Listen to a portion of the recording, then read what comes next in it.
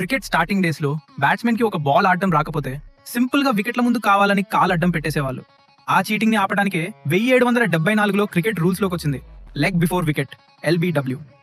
కానీ ప్రాబ్లం ఏంటంటే బాల్ వికెట్లకి తగులుతుందా లేదా అనేది ఎంపైర్ తన కంటితో గెస్ చేయాలి. అక్కడే ఎంపైర్లకి పవర్ పెరిగిపోయి క్రికెట్ లో ఒక డార్క్ ఏజ్ స్టార్ట్ అయింది. ఒకప్పుడు న్యూట్రల్ ఎంపైర్స్ లేరు. ఏ దేశంలో మ్యాచ్ జరిగితే ఆ దేశం ఎంపైర్లే ఉండేవాళ్ళు. దాన్ని ఆసరాగా తీసుకుని చాలా మంది ఎంపైర్లు కావాలనే తమ హోమ్ టీమ్స్ కి ఫేవర్ గా రాంగ్ డిసిషన్స్ ఇచ్చేవాళ్ళు. మనిషి కన్ను జరిగే బాల్ మూవ్మెంట్ ని పక్కాగా గెస్ చేయలేదు అనడానికి ఇదే బిగ్గెస్ట్ ప్రూఫ్.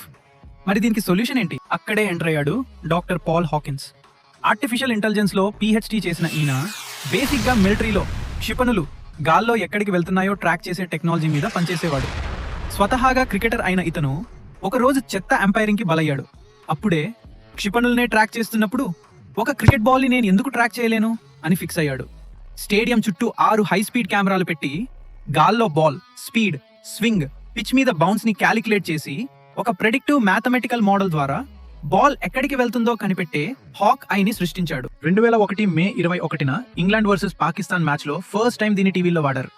గ్రౌండ్ లో అంపైర్ తప్పిస్తే టీవీ చూస్తున్న జనాలకి మాత్రం అది నాట్ అవుట్ అని టెక్నాలజీ చూపించేది. అయినా సరే ICC దీన్ని అఫీషియల్ గా వాడలేదు. సరిగ్గా అదే టైంలో 2004లో టెన్నిస్ స్టార్ సెరీనా విలియమ్స్ కి ఒక దారుణమైన రాంగ్ జడ్జ్మెంట్ పడింది. ఇంకేముంది, టెన్నిస్ వాళ్ళు ఏ మాత్రం లేట్ చేయకుండా 2006లో హాకైని అఫీషియల్ గా గేమ్ లోకి తెచ్చేశారు. పుట్టింది క్రికెట్ కోసమే అయినా దాన్ని ఫస్ట్ వాడిన క్రెడిట్ టెన్నిస్ ఎగరేసుకుపోయింది. మరి ICCకి ఎప్పుడు బుద్ధొచ్చింది?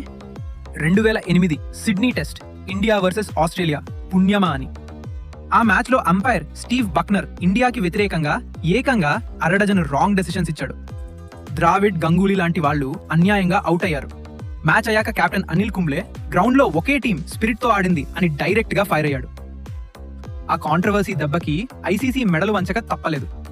అదే సంవత్సరం ఇండియా వర్సెస్ శ్రీలంక సిరీస్ లో ఫస్ట్ టైం DRS ని అఫీషియల్ గా టెస్ట్ చేశారు. స్టార్టింగ్ లో ధోని లాంటి వాళ్ళకి ఈ బాల్ ట్రాకింగ్ పర్ఫెక్ట్ గా పనిచేస్తుందా అన్న డౌట్ ఉండేది.